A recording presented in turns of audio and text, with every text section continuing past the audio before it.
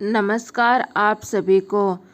आज मैं लेकर आई हूँ विष्णु भगवान व उनके भक्त कसाई की एक सच्ची कहानी। किसी नगर में एक कसाई रहता था। उसका नाम था सदना। वह बहुत ईमानदार था। वो भगवान के नाम के कीर्तन में मस्त रहता था।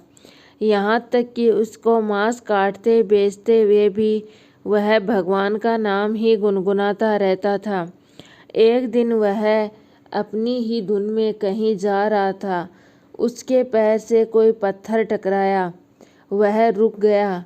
उसने देखा एक काले रंग के गोल पत्थर से उसका पैर टकरा गया है। उसने वह पत्थर उठा लिया, वह जेब में रख लिया, यह सोचकर कि यह मांस तौलने के काम आएगा। वापिस आकर उसने वह पत्थर मांस के वजन को तौलने के काम में ले लिया। कुछ ही दिनों में उसने समझ लिया कि यह पत्थर कोई साधारण पत्थर नहीं है। जितना वजन उसको तौलना होता, पत्थर उतने वजन का ही हो जाता। धीरे धीरे यह बात फैलने लगी कि सदना कसाई के पास वजन करने वाला पत्थर है। वह जितना चाहता है पत्थर उतना ही तौल देता है।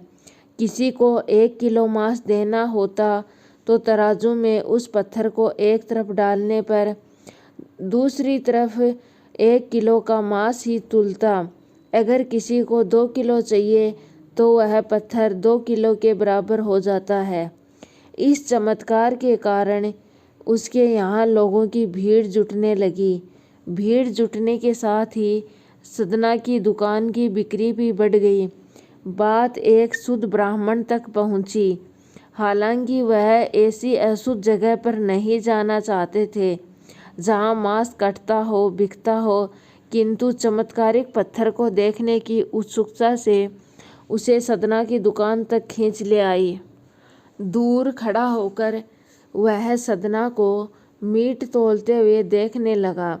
उसने देखा कि कैसे वह पत्थर हर प्रकार के वजन को बराबर तौल रहा है।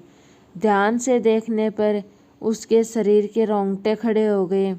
भीड़ के छटने के बाद ब्राह्मण सदना कसाई के पास गया। ब्राह्मण को अपनी दुकान में आया देखकर सदना कसाई प्रसन्न हुआ और आश्चर्यचकित भी। बड़ी नम्रता से सदना ने ब्राह्मण को बैठने के लिए स्थान दिया और पूछा कि वह उनकी क्या सेवा कर सकता है। ब्राह्मण बोला, तुम्हारे इस चमत्कारिक पत्थर को देखने के लिए ही मैं तुम्हारी दुकान पर आया हूँ।